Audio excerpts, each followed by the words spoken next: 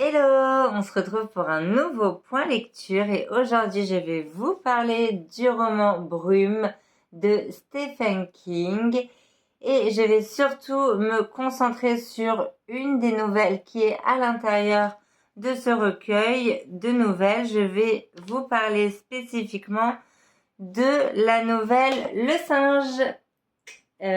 Donc du coup vous pouvez retrouver, si vous le souhaitez, vous pouvez retrouver en livre juste Le Singe et c'est suivi d'une autre nouvelle du recueil. C'est suivi du Chenal. Donc si vous avez envie de découvrir comme moi juste Le Singe et pourquoi pas l'autre nouvelle, je vous conseille d'acheter ce petit format-là. Il existe à 2 €.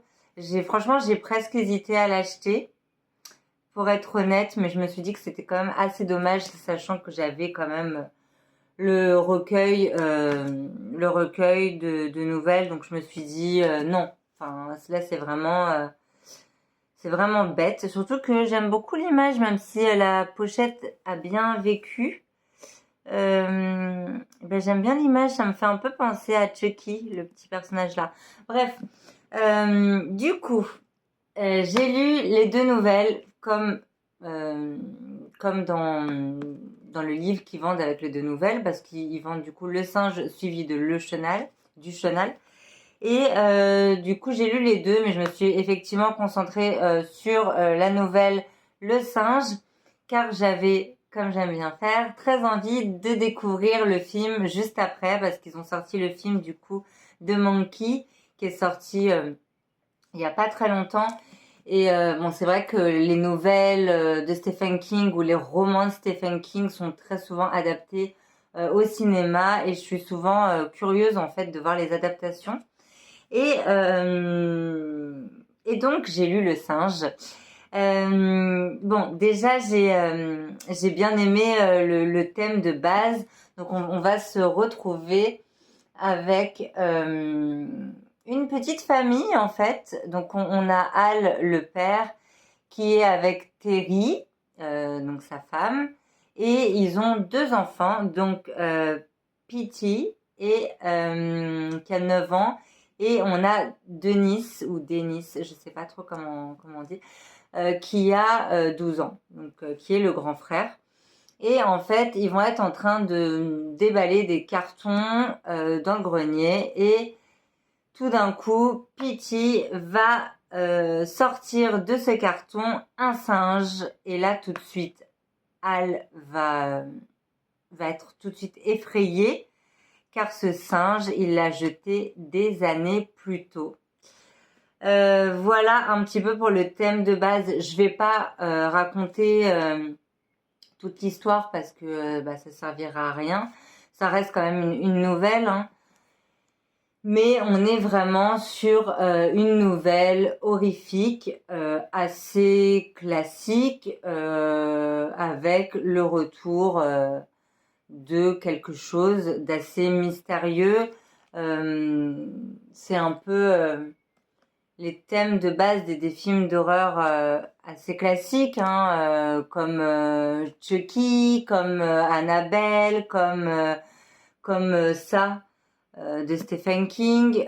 Voilà, donc un objet mystérieux, une peluche, une poupée qui va réapparaître et clairement foutre la merde. Voilà. Donc j'aime bien ce genre-là, j'aime beaucoup, j'aime bien tout ce qui est un peu joué, maléfique, c'est des choses qui me plaisent. Donc il y avait quand même de fortes chances que la nouvelle me plaise. Et j'ai bien aimé comment la nouvelle était tournée, c'est-à-dire que ça va être vraiment entrecoupé de passé présent un peu, mais vraiment bien fait au niveau du texte. Il n'y a pas forcément de chapitre dans le passé et de chapitre dans le présent.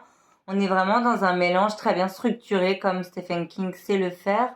Et donc Al va nous parler de ses souvenirs, de comment il a trouvé ce singe, de sa relation également avec son frère Bill. et également de sa mère, de ses grands-parents, pas de ses grands-parents d'ailleurs, de son oncle et sa tante, pardon. Et, et en fait, on va un peu découvrir toute sa vie.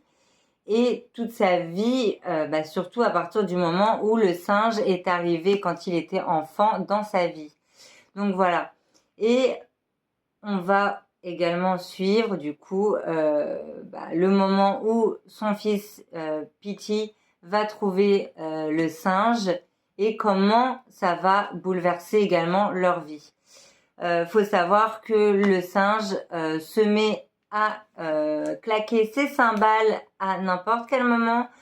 Donc c'est vraiment flippant et en général quand il claque ses cymbales, c'est vraiment pas bon signe du tout. Donc voilà, donc j'ai vraiment bien aimé. Pour ce qui est du film que j'ai regardé du coup juste après, enfin un petit peu après. Déjà, j'ai bien aimé les acteurs. J'aime beaucoup l'actrice qui joue, je crois que c'est l'actrice qui jouait dans Orphan Black et qui jouait également chez Hulk. J'aime bien cette actrice-là, je la trouve plutôt cool. Et là, du coup, dans le film de Monkey, elle fait la mère, du coup, des enfants. Et j'ai trouvé ça sympa. Enfin, la mère de Hal, en fait, de Hal et de son frère. Et j'ai bien aimé les acteurs globalement.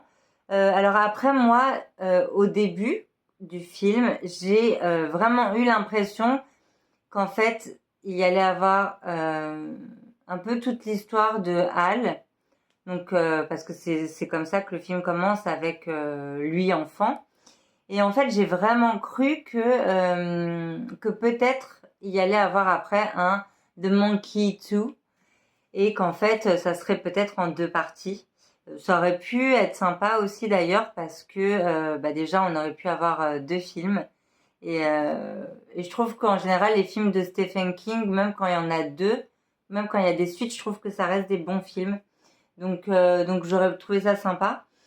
Mais non, pas du tout. En fait, on va vraiment suivre Hal enfant et ensuite ce qu'il est devenu et sa vie, etc., etc. Sachant qu'il y a quand même beaucoup de différences avec le livre. Il y en a même énormément. Donc je trouve que c'est pas mal de lire les deux parce que d'une, c'est pas la même fin déjà. On n'est pas du tout sur la même fin. On n'est pas vraiment sur la même histoire. Déjà, je peux le dire parce que c'est pas un spoil du tout. Enfin, pas vraiment un spoil en fait. Dans le film, en fait, Hal, il a un frère jumeau du coup qui s'appelle Bill, tandis que là, c'est pas des frères jumeaux du tout. Même si j'ai trouvé ça intéressant de faire ça dans le film. Et dans le film, il a un seul enfant, donc Petey, et dans le livre, il a deux enfants, donc deux garçons. Peut-être qu'ils n'ont pas voulu faire répéter, entre guillemets, le fait que ça soit deux frères et les deux garçons. Peut-être que c'est aussi par rapport à ça. Mais en même temps, je pense qu'ils ont choisi d'enlever un des enfants parce qu'en fait, on se concentre surtout sur Petey. Et en fait, dans la nouvelle, Hal a beaucoup de mal avec son plus grand fils, Denis. Il a beaucoup de mal avec lui et ils ont une relation un peu conflictuelle. Donc, probablement qu'ils n'ont pas voulu se prendre la tête et qu'ils ont un petit peu écourté tout ça. En tout cas, je trouve que le film d'horreur, le film est vraiment cool. On est vraiment sur un film d'horreur avec tous les basiques du film d'horreur. Pareil dans la nouvelle.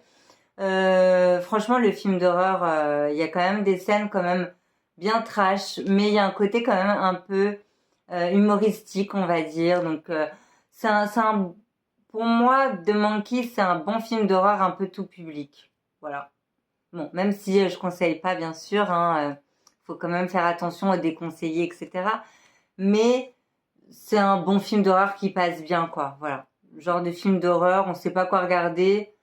on passe un bon moment, c'est cool. Et voilà quoi. Donc je vous conseille aussi de voir The Monkey. Mais voilà, la nouvelle est courte, donc autant la lire. Euh, Moi, j'ai vraiment bien aimé la fin de la nouvelle. J'ai bien aimé, comme j'ai dit, la construction de la nouvelle qui est vraiment bien écrite avec le passé présent. On s'ennuie pas. Il n'y a pas de temps mort. Voilà, c'était très sympa à lire. Et je vais quand même rapidement parler du coup de la nouvelle Le Chenal. Bon, pour cette nouvelle-là, en fait, on va suivre une dame qui est un petit peu en fin de vie. Je crois qu'elle a 95 ans. Je crois qu'elle a 95 ans, je sais plus. Et elle s'appelle Stella. Et en fait, c'est une dame qui a toujours vécu sur sa petite île, en fait. Et en fait, il y a un chenal au milieu, donc un grand canal. Et il traverse un petit peu le côté île. Et de l'autre côté, il va y avoir un peu plus tout ce qui est magasin, etc., etc., quoi. Et en gros, elle a jamais traversé ce chenal et elle est toujours restée en fait de son île et il va y avoir vraiment un grand froid, le chenal va glacer, etc. Et en fait, c'est une histoire de voyage. Je vais dire ça comme ça, pareil, pour pas spoiler. Mais il y a un côté voyage, il y a un côté, ouais, enfin, il y a un côté assez beau, il y a un côté un peu fin de vie, avec des sortes de fantômes qui reviennent et voilà. Enfin, moi, j'ai bien aimé la deuxième nouvelle, mais par contre, enfin, si je peux comprendre pourquoi ils ont mis cette nouvelle-là avec la nouvelle du singe sur la petite version à 2 euros, là, pas cher. Mais, mais clairement, ça n'a aucun rapport, en fait, avec le singe, quoi. Il n'y a pas du tout vraiment, enfin, pour moi, il n'y a pas de côté horrifique. Bon, un petit peu le côté revenant, etc. Mais ça fait pas du tout peur. Enfin, on n'est pas sur une nouvelle d'horreur, quoi. Donc, ouais, j'ai trouvé ça sympa. Après, je suis quasi sûre que dans le recueil de nouvelles Brume, je pense qu'il y en a plein d'autres que j'aimerais plus que le Chenal. En tout cas, pour le singe, vraiment une nouvelle sympa. Et voilà, je lirai probablement d'autres nouvelles du recueil Brume. Mais c'est vrai que là, j'avais vraiment envie de me concentrer sur cette nouvelle-ci. Voilà, on se retrouve bientôt pour un prochain point lecture. Ciao, ciao!